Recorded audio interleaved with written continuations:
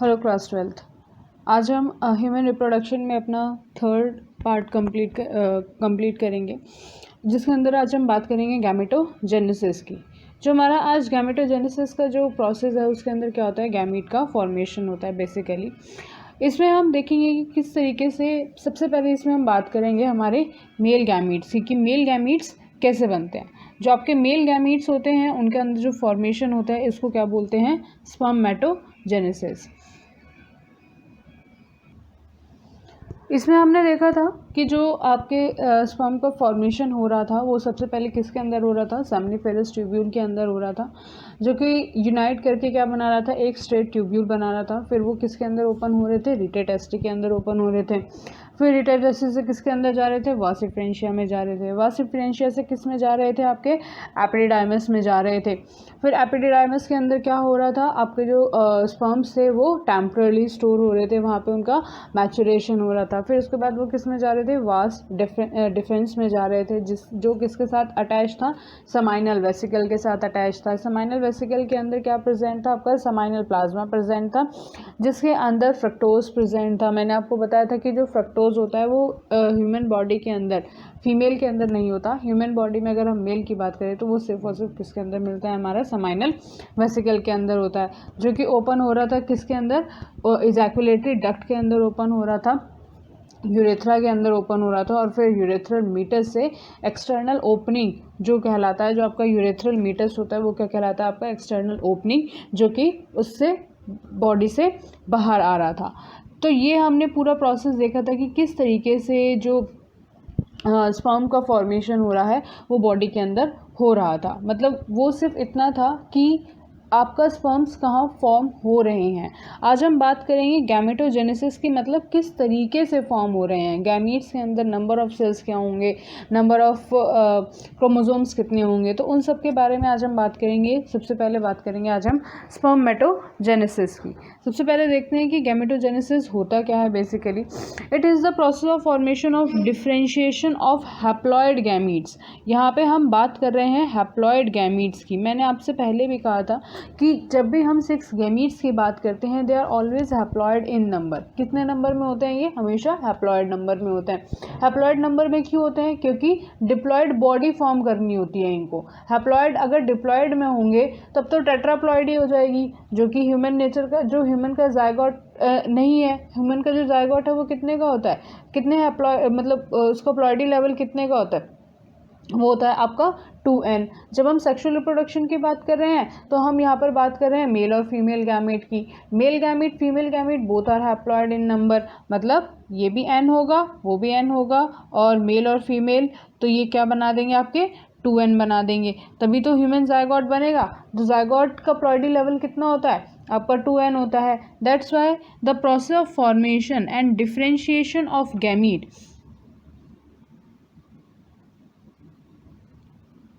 तो वो क्या कहलाता है, आपका गैमेटोजेनेसिस कहलाता है। और जो ये गैमीट्स होते हैं they are always haploid in number, both sperms and ova. यहाँ पे लिखा हुआ है कि ये जो स्पर्म्स और ओवा होते हैं both are haploid in number and from the diploid primary germ sales.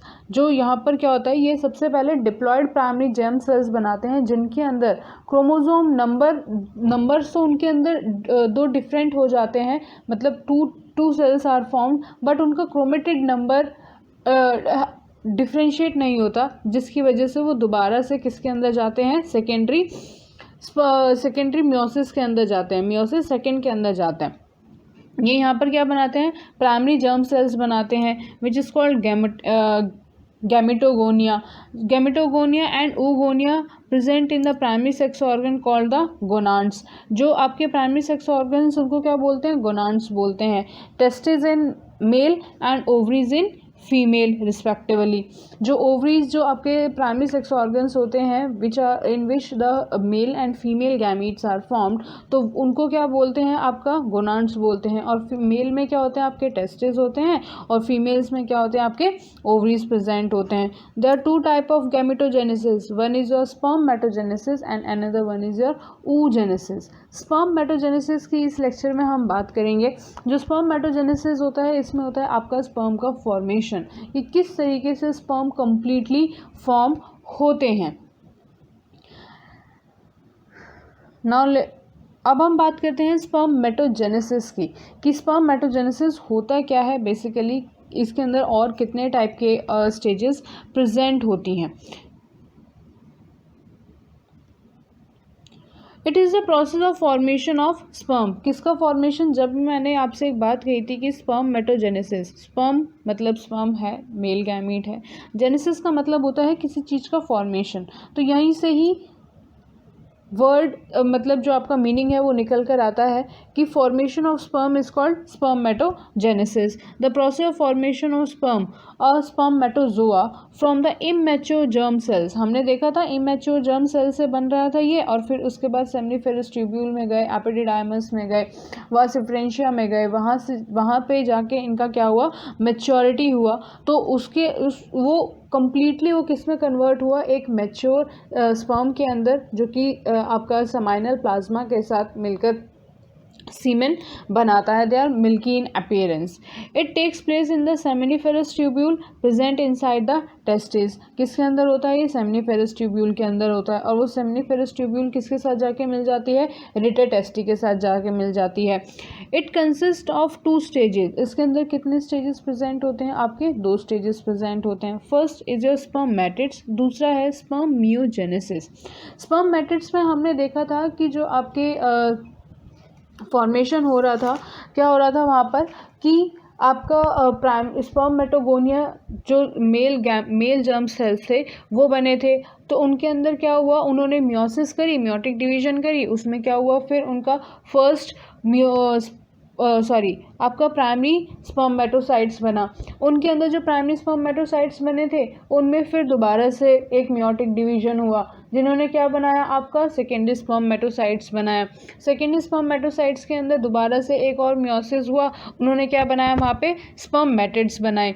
अब वहाँ पे जो स्पर्मेटिड्स बने थे उनके अंदर क्या हो जाएगा, मेटामॉर्फोसिस, मतलब उनका स्ट्रक्चर चेंज हो जाएगा, जो कि क्या बनाएंगे, स्पर्मेटोजोआ बनाएंगे।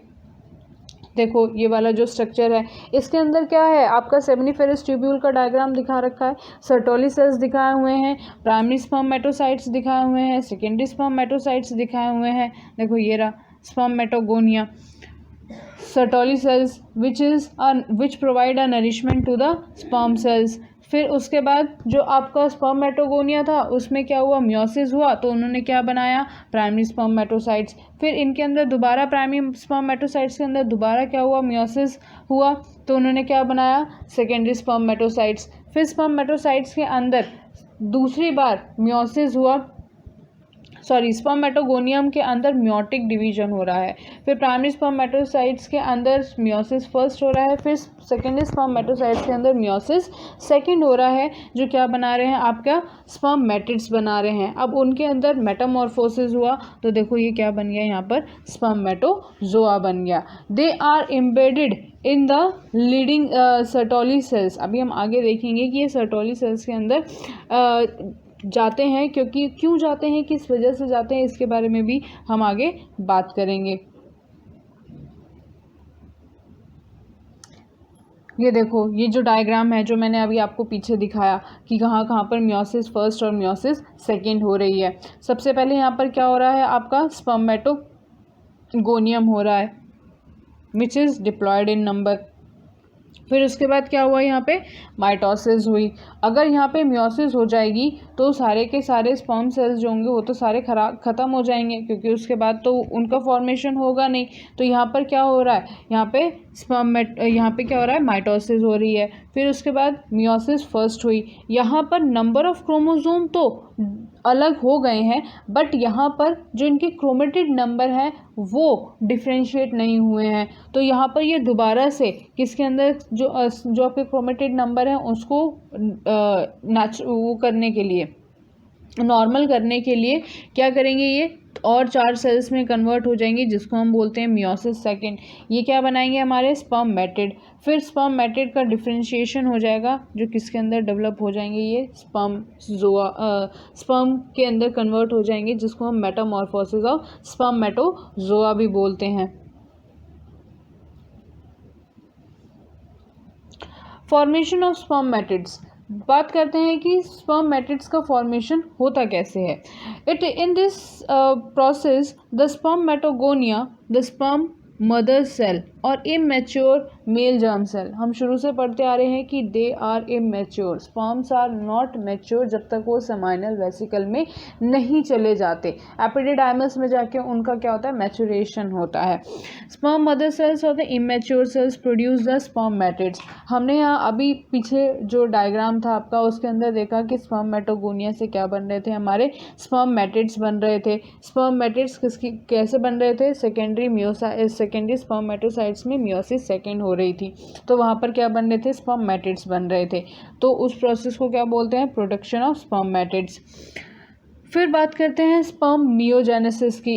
जो आपका ट्रांसफॉर्मेशन होता है non motile round haploid sperm matrix का इनटू अ फंक्शनल मोटाइल स्पर्मेटोजोन्स, उनको क्या बोलते हैं, स्पर्म मियोजेनेसिस। मतलब वो पहले क्या थे, नॉन मोटाइल थे। जो आपके स्पर्म मैट्रिक्स होते हैं इनको याद रखना, they are non motile in nature. ये नॉन मोटाइल होते हैं क्योंकि ये क्या होते हैं, अभी पूरे मैच्योर नहीं होते। जब हम आगे डायग्राम देखेंगे उसका स्पर्म सेल्स का, तो हम देखेंगे उसके अंदर माइटोकॉन्ड्रिया बनता है। माइटोकॉन्ड्रिया एनर्जी प्रोवाइड करता है सो दैट कि जो आपका स्पर्म सेल है वो मूव कर सके। बट यहाँ पर अभी ये क्या है, इमेच्योर हैं। इमेच्योर हैं, मैच्योर कहाँ पे जाके होंगे, ये एपिडिडाइमस में जाकर होंगे। तो यहाँ पर इट इज़ अ प्रोसेस, ये कौन सा प्रोसेस है, ट्रांसफॉर्मेशन ऑफ नॉन मोटाइल। यहाँ पर क्या बात कर रहा है, ये नॉन मोटाइल की बात कर रहा है। तो इससे हमें ये समझ जाना चाहिए कि जो आपके स्पर्म मैट्रिक्स होते हैं they are non motile in nature, not motile in nature.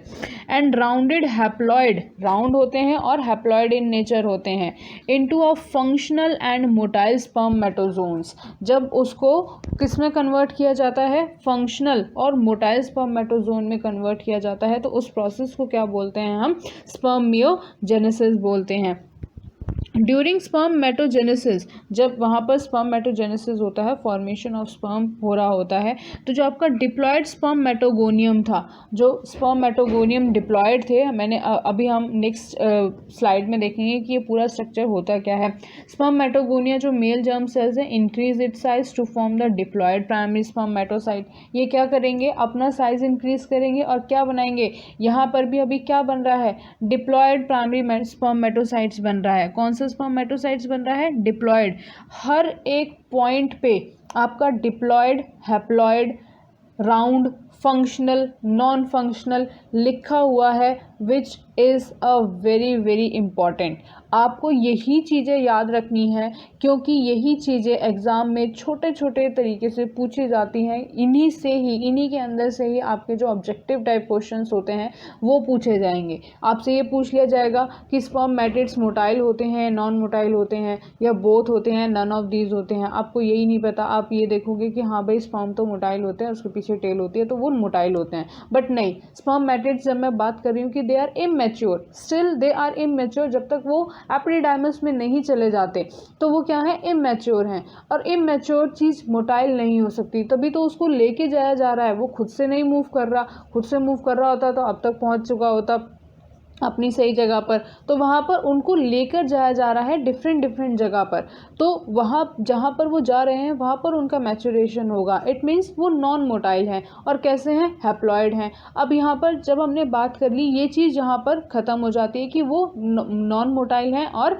क्या हैं, आपके हैप्लॉइड हैं। अब हम बात करते हैं ड्यूरिंग स्पर्म मेटोजेनेसिस की। जब हम स्पर्म मेटोजेनेसिस की बात कर रहे हैं तो सबसे पहले जहाँ से शुरुआत हो रही है वो कभी भी सेल n नंबर का नहीं होगा, वहाँ पर 2n होगा।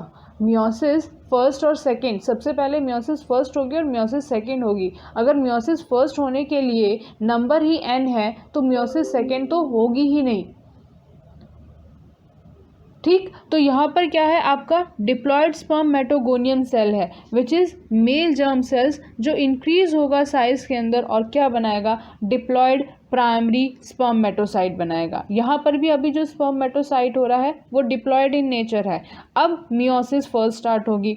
जो आपका डिप्लॉयड प्राइमरी स्पर्मेटोसाइट्स है वो किस में जाएगा, फर्स्ट मियोटिक डिवीजन में जाएगा। इसी में ही से ही आपके क्वेश्चन पूछे जाते हैं कि जो आपका प्राइमरी स्पर्मेटोसाइट होता है वो कितने नंबर ऑफ क्रोमोसोम का होता है। मैंने आपको यहाँ पर ये बात बोली कि the number of chromosome will be 23, but उनके अंदर क्रोमेटिड्स नंबर सेम नॉर्मल नहीं होते, तो वो दोबारा मियोसिस सेकेंड में जाता है। दैट्स वाई वहाँ पर जो आपका नंबर ऑफ प्राइमरी स्पर्मेटोसाइट्स होते हैं, जो सेकेंडरी स्पर्मेटोसाइट्स होते हैं, दे आर 23 इन नंबर हो जाते हैं।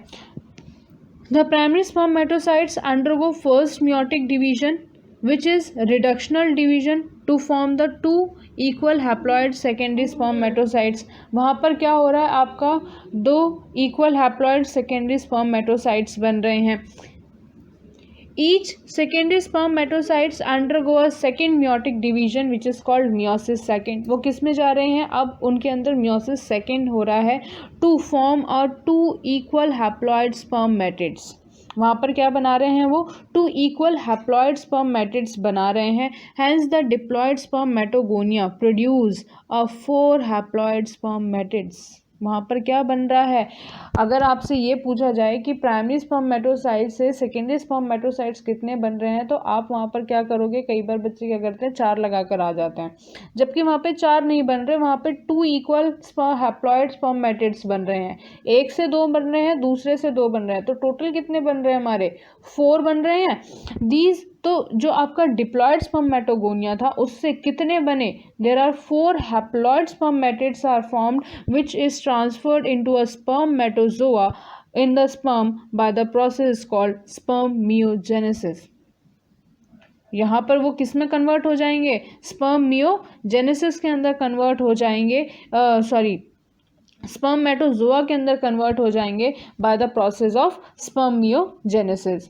अब वहाँ पर जो उनका स्पर्मियोजेनेसिस होने के बाद जो स्पर्म होगा उसका जो हेड होगा वो किसके अंदर एम्बेडेड हो जाएगा, सर्टोली सेल्स के अंदर एम्बेडेड हो जाएगा। आपको अगर मैं एक बात बताऊँ तो जो आपका स्पर्म सेल्स होते हैं, जब उनको फॉर्मेशन हो रहा होता है तो उनके अंदर जो साइटोप्लाज्म होता है वो नेग्लिजिबल होता है, मतलब उनके पास उनका खुद का फूड कंटेंट होता ही नहीं है। ये मान लो कि 0.1% 2% होता है, जिसकी वजह से वो पूरे तरीके से अपना फूड नहीं ले सकते, उनके पास एनर्जी नहीं है। तो वहाँ पर वो क्या करेंगे, सर्टोली सेल्स के अंदर जैसे ही वो बन जाते हैं, उनका जो हेड होता है वो किसके अंदर एम्बेडेड हो जाता है, सर्टोली सेल्स के अंदर एम्बेडेड हो जाता है। And they are finally release from seminiferous tubule by the spermiation. तो वहाँ पर वो सर्टोली सेल्स के अंदर क्यों गए, वहाँ पे सर्टोली सेल्स कर क्या रहे थे, आपको पता है, हमने पहले देखा था कि जो हमारे सर्टोली सेल्स थे वो क्या काम कर रहे थे, वो नरिशमेंट प्रोवाइड करने का काम कर रहे थे स्पर्म्स को, क्योंकि स्पर्म्स के पास खुद के लिए तो कुछ है नहीं, उनके पास साइटोप्लाज्म नहीं है, उनका जो साइटोप्लाज्म होता है वो कम्प्लीटली नेग्लिजिबल होता है, मतलब बहुत ही स्मॉल अमाउंट ऑफ साइटोप्लाज्म उनके पास प्रेजेंट होता है, जिसकी वजह से वो अपना फूड खुद से, उनके पास फूड स्टोरेज नहीं होता। दैट्स वाई वो कहाँ पर जाते हैं, सर्टोली सेल्स के पास जाते हैं, so that they get the food. फिर उसके बाद वो सेमाइनल वेसिकल के अंदर जाते हैं, सेमाइनल वेसिकल के अंदर वहाँ पर क्या प्रेजेंट होता है, फ्रक्टोज। वहाँ पर वो क्या करते हैं, उसका पूरा का पूरा सेमाइनल प्लाज्मा जो होता है उसके अंदर फ्रक्टोज प्रेजेंट होता है, तो वो क्या करते हैं, उसका यूज़ कर लेते हैं फूड के अंदर। अब उनको क्या मिल गई, एनर्जी मिल गई, उनका पूरा जो बॉडी होगी वो क्या हो जाएगी, अब मैच्योर होनी शुरू हो जाएगी, ठीक, and become embedded in the Sertoli cells and are finally released from the seminiferous tubule by the spermiation। अब वो seminiferous tubule से बाहर आ जाएंगे by the spermiation, जिस प्रोसेस को क्या बोला जाता है, spermiation बोला जाता है। Spermiation is the process when the mature spermatozoa, यहाँ पर बात हो रही है spermiation के अंदर क्या हो रहा है, आपके mature spermatozoa आ गए हैं, spermatozoa are released from the Sertoli cells into the lumen of the seminiferous tubule। अब जो आपका सेमिनिफेरस ट्यूब्यूल है उसके अंदर जो स्पर्मिएशन होता है वो क्या प्रोसेस होता है, जहाँ पर आपके मैच्योर स्पर्मेटोजोआ कहाँ पर रिलीज हो जाते हैं फ्रॉम द सर्टोली सेल्स। अब उन्होंने खाना वाना ले लिया, उनसे सारा न्यूट्रिशन ले लिया सर्टोली सेल्स से, अब वो किसके अंदर आ गए, आपके सेमिनिफेरस ट्यूब्यूल के अंदर आ गए।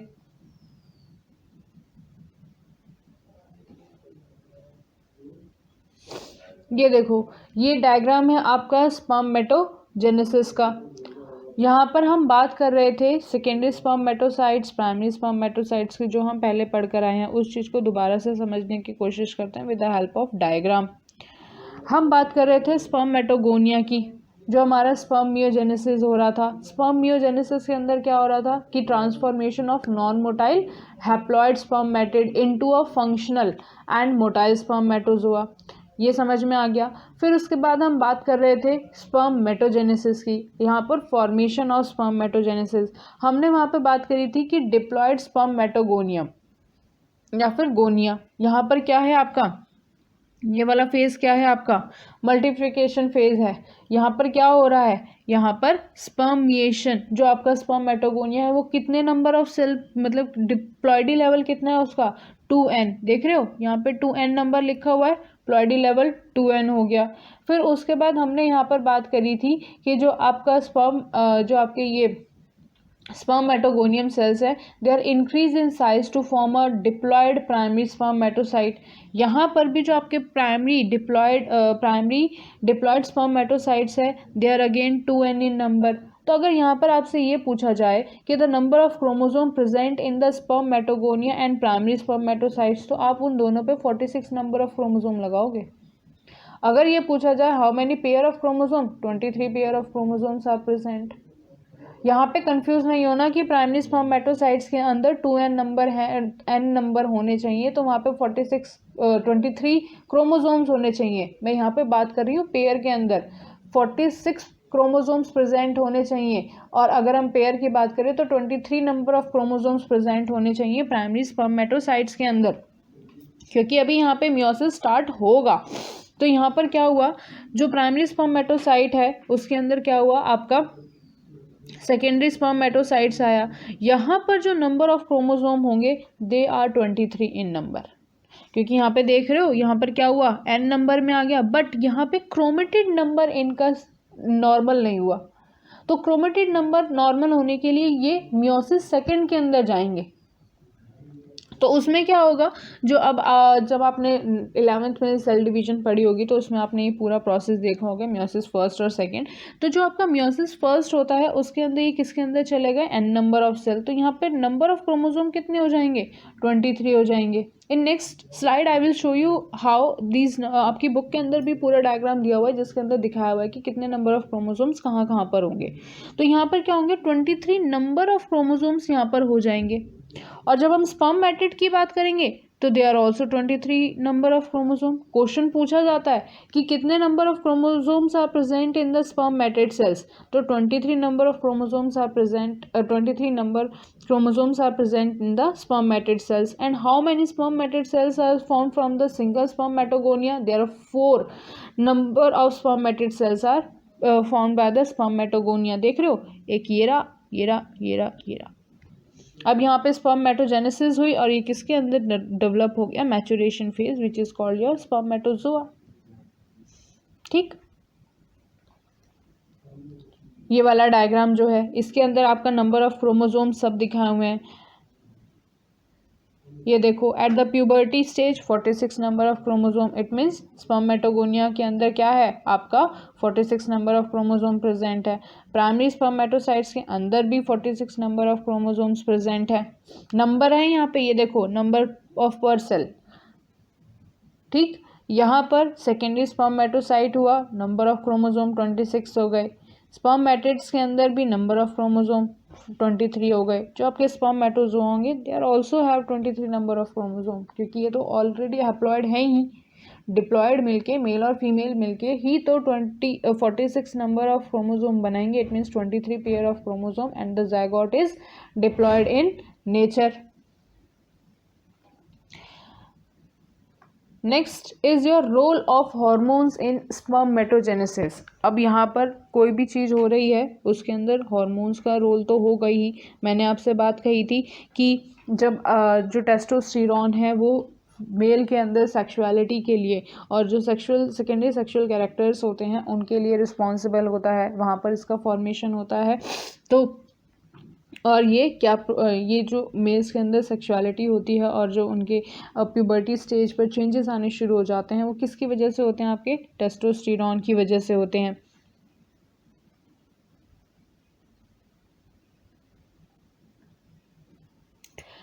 Spermatogenesis start at the puberty by the action of gonadotropin releasing hormone GnRH of the hypothalamus.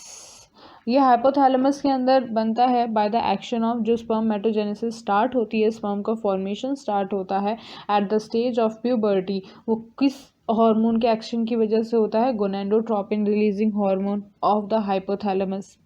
जो आपका गोनाडोट्रोपिन रिलीजिंग हार्मोन होता है वो इनिशिएट करता है, स्टिमुलेट करता है एंटीरियर पिट्यूटरी ग्लैंड, जो आपके एंटीरियर पिट्यूटरी ग्लैंड होते हैं, to secrete the two gonadotropins and luteinizing hormone and follicle stimulating hormone.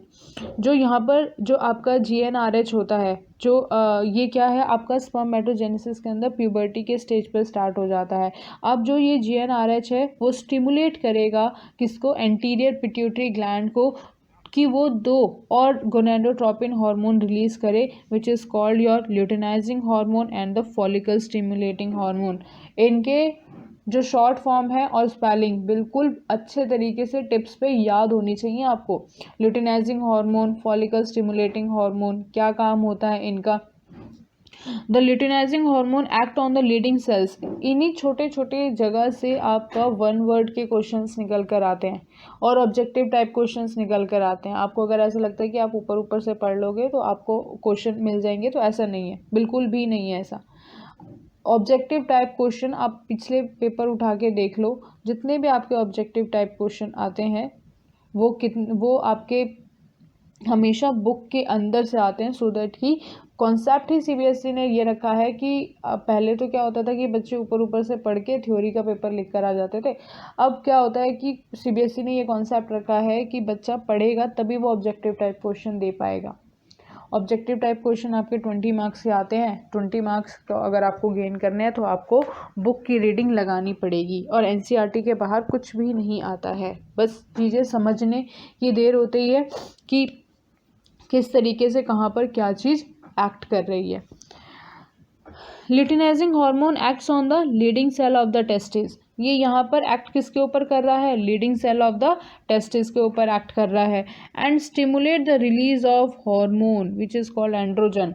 अगर ये पूछा जाए आपसे कि एंड्रोजन किसकी वजह से रिलीज़ होता है, किसकी वजह से रिलीज़ होता है? यहाँ पे ल्यूटिनाइजिंग हार्मोन की वजह से रिलीज़ हो रहा है, क्योंकि वो किसके ऊपर एक्ट कर रहा है? लीडिंग सेल्स के ऊपर एक्ट कर रहा है, जो कि stimulate to them to release a androgen. अब androgen stimulate the process of spermatogenesis. यहाँ पर ये बात आती है कि अब स्पर्मेटोजेनेसिस का जो फॉर्मेशन है वो किसके थ्रू स्टार्ट हो गया है? Androgens. There are 2 hormones, testosterone and androgen.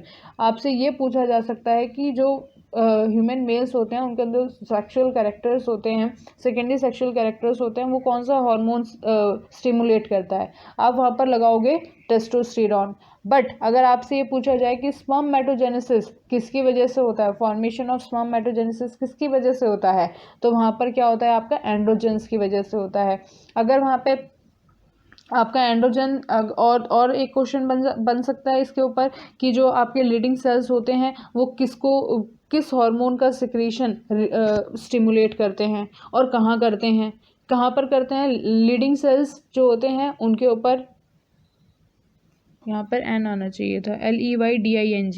Leading sales होते हैं उनके ऊपर एक्ट करते हैं, टेस्टिस के ऊपर, तो वहाँ पे वो क्या रिलीज़ करते हैं? एंड्रोजन रिलीज़ करते हैं। वही एंड्रोजन स्टिमुलेट करता है हमारा स्पर्मेटोजेनेसिस को।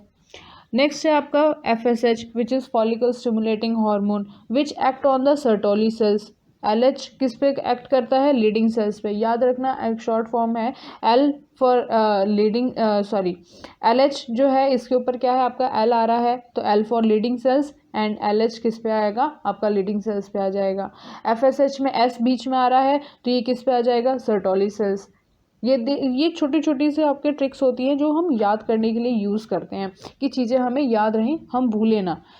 जो आपके FSH acts on the Sertoli cells and stimulates the secretion of some factors which help in the process of sperm मियोजेनेसिस।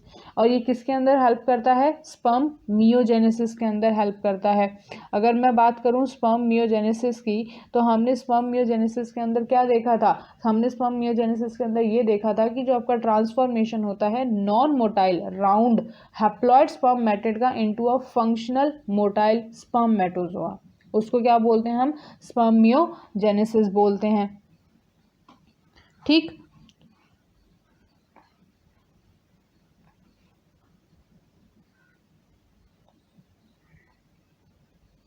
Next is your structure of spermatozoa. अब स्पर्म का जो स्ट्रक्चर होता है वो कैसा होता है, इसके बारे में भी देख लेते हैं। तो जो आपका स्ट्रक्चर ऑफ स्पर्मेटोजोआ है, जिसके अंदर हम बात करेंगे स्पर्म सेल्स की, कि किस तरीके का स्ट्रक्चर होता है स्पर्म सेल्स का। सबसे पहले इन पॉइंट्स को अपने दिमाग में रखना, उसके बाद हम स्ट्रक्चर की बात करेंगे कि किस तरीके का स्ट्रक्चर होता है। A mature sperm is measure about 60 mu long. जो आपका एक नॉर्मल सा स्पर्म सेल्स होता है वो कितना उसका जो लेंथ होती है वो कितनी होती है? 60 म्यू होती है। The plasma membrane envelops the whole body of the sperm. जो आपका स्पर्म सेल होते हैं उसकी जो पूरी बॉडी होती है वो किसके थ्रू कवर होती है? Plasma membrane. जो प्लाज्मा मेम्ब्रेन होता है वो पूरी बॉडी, जो आपके स्पर्म सेल्स की पूरी बॉडी होती है उसको कवर करके रखता है। इसके अंदर इसके 4 पार्ट होते हैं: head, neck, middle piece and tail. जो आपका हेड होता है जो क्या होता है? ओवल इन शेप्ड होता है and consist of a haploid nucleus. हमने बात करी थी वहाँ पर क्या हो रहा था? स्पर्मेटोजोआ से क्या बन रहे थे? सॉरी, जो आपके स्पर्मेटिड्स थे उनके अंदर नॉन मोटाइल स्पर्मेटिड्स थे, मेटामॉर्फोसिस हुआ, स्पर्मेटोजोआ बना, जो कि कितने उनके अंदर नंबर ऑफ क्रोमोसोम्स कितने थे? 23 नंबर ऑफ क्रोमोसोम्स थे। ठीक। तो वो क्या थे? हैप्लॉइड न्यूक्लियस, मतलब एन प्रेजेंट था वहाँ पर। And a cap like acrosome is present. उनके ऊपर एक प्रेजेंट होता है एक्रोजोम।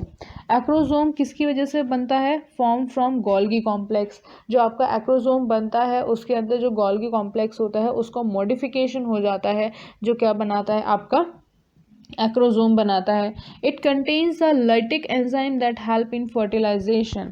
यहाँ पर ये बात नोट करने वाली है कि जो आपका हेड होता है, जिसके जो एक्रोजोम होता है उसके अंदर एक लिटिक एंजाइम होता है, या फिर मैं ये कह लूँ हाइड्रोलिटिक एंजाइम होता है। लिटिक और लाइसिस। लिटिक का मतलब होता है किसी चीज़ को ब्रेक डाउन करना। मतलब अब यहाँ पर जो हेड के अंदर वो एंजाइम प्रेजेंट है, आप ये दिमाग लगाओ कि वो किस चीज़ को ब्रेक डाउन करेगा। वो ब्रेक डाउन करेगा जो एग सेल होती है उसका जो आउटर मेम्ब्रेन होती है वो काफ़ी ज़्यादा टफ होती है। फर्टिलाइजेशन करने के लिए उस वॉल को डिज़ोल्व करना बहुत ज़रूरी है। अगर वो वॉल डिज़ोल्व नहीं होगी, फर्टिलाइजेशन नहीं होगा, मेल और फीमेल गैमेट का फर्टिलाइजेशन नहीं होगा अगर जो एग के आउटसाइड वाली वॉल है वो क्या आपकी डिज़ोल्व नहीं होगी। तो जो एक्रोजोम के अंदर लिटिक एंजाइम प्रेजेंट होता है वो काम करता है आपका उस वॉल को डिज़ोल्व करने के लिए। तो यहाँ पर जो इसके अंदर एंजाइम प्रेजेंट होता है, there are 2 enzymes are present. One is your hyaluronidase enzyme, hyaluronidase enzyme and the acrosin. अगर इसकी स्पेलिंग लिखना चाहते हो तो आप लिख सकते हो HYLURONIDASE।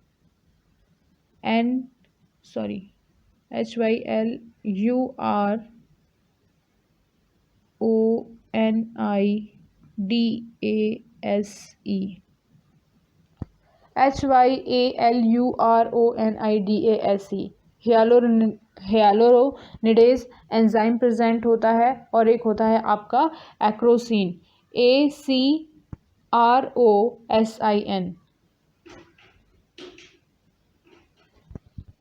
ACROSIN acrosin. ये 2 एंजाइम प्रेजेंट होते हैं एक्रोसोम के अंदर जो कि हेल्प करते हैं फर्टिलाइजेशन में। फर्टिलाइजेशन कैसे? जो एग सेल होती है उसकी और जो आउटर वॉल प्रेजेंट होती है उसको ब्रेक डाउन करने में। नेक्स्ट है आपका neck. Behind the head is a neck is present. जो आपका नेक हेड होता है उसके पीछे ही नेक प्रेजेंट होती है, containing proximal and distal centriole. उसके अंदर क्या प्रेजेंट होते हैं? सेंट्रियोल्स प्रेजेंट होते हैं। फिर आता है आपका middle piece. It is composed of axial filament surrounded by a mitochondria. जो इसके अंदर माइटोकॉन्ड्रिया होता है वो axial surrounded by axial filament, जिसके अंदर क्या प्रेजेंट होता है, माइटोकॉन्ड्रिया एंड साइटोप्लाज्म प्रेजेंट होता है। यहाँ पर ये मैच्योर हो गए तभी साइटोप्लाज्म प्रेजेंट है, अगर ये इमेच्योर होते तो ये साइटोप्लाज्म प्रेजेंट नहीं होता इनके अंदर। And the mitochondria produce energy for the sperm motility. तो यहाँ पर क्या कर रहा है, माइटोकॉन्ड्रिया को हम वैसे भी बोलते हैं, क्या बोलते हैं, स्टोर हाउस ऑफ एनर्जी बोलते हैं। तो यहाँ पर भी ये क्या प्रोवाइड कर रहा है, स्पर्म को मोटिलिटी प्रोवाइड कर रहा है, एक एनर्जी प्रोवाइड कर रहा है। नेक्स्ट है आपका tail, it consist of a central axial filament. इनके पास क्या प्रेजेंट होता है, सेंट्रल एक्सियल फिलामेंट प्रेजेंट होता है। The sperm moves in the fluid medium and the female gamete track the undulating movement of the tail. जो sperm जो female के अंदर फ्लूइड मटेरियल होता है उसके अंदर मूव करने के लिए, स्पर्म को जो मूव होता है वो एग तक पहुंचने के लिए, फर्टिलाइजेशन करने के लिए इसको क्या चाहिए होता है, एक मूवमेंट चाहिए होती है। बिना टेल के तो मूव नहीं कर सकता, तो वो जो टेल होती है वो क्या प्रोवाइड करती है, इसको मूवमेंट प्रोवाइड करती है जो आपकी फीमेल बॉडी होती है उसके अंदर। नेक्स्ट इसका डायग्राम देखते हैं और जो चीज़ें अभी हमने पढ़ी उन चीज़ों को देखते हैं। सबसे पहले हम बात कर रहे थे हेड की। हेड के अंदर मैंने आपको बताया था कि 2 enzymes are present, one is your hyaluronidase enzyme and the acrosin enzyme. तो वो कहाँ पर प्रेजेंट होता है, ये एक्रोसोम देख रहे हो, यहाँ पर प्रेजेंट होता है। और हमने बात करी थी कि जो प्लाज्मा मेम्ब्रेन है वो पूरी बॉडी को कवर करके रखता है। तो ये देखो पूरी बॉडी के ऊपर, बाहर पूरी बॉडी के ऊपर क्या कवरिंग प्रेजेंट है, किसकी, प्लाज्मा मेम्ब्रेन की। इसके अंदर क्या प्रेजेंट है, nucleus containing the chromosomal material. तो क्रोमोसोमल मटेरियल कितना है आपका, n इन नंबर है। नीचे नेक प्रेजेंट है, यहाँ पर एक छोटा सा सेंट्रियोल प्रेजेंट होता है, ठीक। ये क्या है आपका, मिडल पीस है। माइटोकॉन्ड्रिया कहाँ पे प्रेजेंट है आपका, मिडल पीस के अंदर प्रेजेंट है। यहाँ पर आपका लिखा हुआ है energy source for swimming, energy provide करता है सो दैट कि ये स्विम करके एग सेल तक पहुँच सके। फिर उसके बाद इसके नीचे क्या है आपका, टेल दी हुई है। टेल क्या करता है, हेल्प करता है मूवमेंट करने के लिए, ठीक।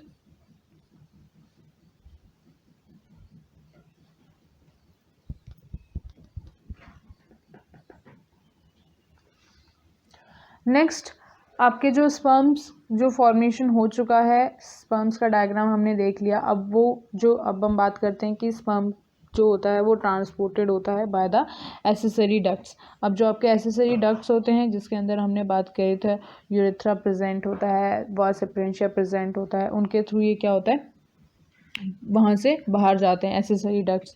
Secretion of epididymis, vas deferens, seminal vesicle, prostate gland are essential for the maturation and the motility of the sperm. इन सब के बारे में हम बात करके आ चुके हैं कि जो आपके एपिडिडाइमस होते हैं, वास डिफरेंस होते हैं, सेमाइनल वेसिकल होते हैं, प्रोस्टेट ग्लैंड्स होते हैं, ये क्या क्यों एसेंशियल होते हैं, किसके लिए, मोटिलिटी ऑफ स्पर्म के लिए और मैच्योरेशन ऑफ स्पर्म के लिए। अगर मैं बात करूँ कि जो सेमाइनल प्लाज्मा, जिसमें मैं बात कर रही थी फ्रक्टोज की, मैंने आपको बताया था कि sperms together constitute a semen. Seminal plasma plus sperm मिलके क्या बनाते हैं आपके सीमेन, जो आपके सेमाइनल प्लाज्मा प्लस स्पर्म मिलके क्या बनाते हैं, आपका सीमेन बनाते हैं, जो एक फ्लूइड मटेरियल मिल्की उसका अपीयरेंस होता है थोड़ा। The human male ejaculate about 200 to 300 million sperm during a coitus. एक टाइम के कॉइटस के अंदर 200 से 300 मिलियन स्पर्म सेल्स रिलीज होते हैं, जिसके अंदर से अगर फर्टिलिटी पॉसिबल करनी है, मतलब अगर फर्टिलिटी होने की पॉसिबिलिटी है या फर्टिलिटी हो, तो उसके अंदर जो आपके नॉर्मल फर्टिलिटी रेट होता है, एटलीस्ट उसके अंदर 60% आपके sperm cells normal shape and size के होने चाहिए, क्योंकि ज़रूरी नहीं है कि आपके सारे स्पर्म सेल्स नॉर्मल शेप और साइज़ के हों। इसके अंदर से जो 40% होते हैं और शेप और साइज़ के होने चाहिए, और 40% of them must show a vigorous motility, क्योंकि इनके अंदर क्या होता है, इनके अंदर वाइग्रस मोटिलिटी होती है। जितनी तेज़ ये मूव करेंगे उतनी जल्दी क्या होता है आपका फर्टिलाइजेशन प्रोसेस होने के चांसेस होते हैं, बिकॉज द 72 आवर्स एक स्पर्म की जो ड्यूरेशन होती है वो 72 आवर्स की होती है। 72 आवर्स के बाद वो इनफर्टाइल हो जाता है। बहुत ही रेयर चांसेस है कि वो फर्टिलिटी करे, बहुत ही ज़्यादा rare, but 72 hours maximum rate होता है कि फर्टिलेशन होने का। तो यहाँ पर अगर जो आपके rest of the 40% of sperms होते हैं, they are deformed in nature, उनके पास प्रॉपर न्यूट्रिशन नहीं होता, या फिर वो स्टेराइल होते हैं, इनफर्टाइल नहीं हो सकते। तो यहाँ पर हम बात करते हैं कि जो आपके 60% ऑफ स्पर्म्स होते हैं वो they are having a normal shape and size, and 40% of them show a vigorous motility। vigorous का मतलब होता है बहुत ही तेज़, मतलब उनके अंदर एनर्जी ज़्यादा होनी चाहिए सो दैट कि वो एग सेल को फर्टिलाइज्ड कर सकें। So this is all about today's lecture. Thank you so much.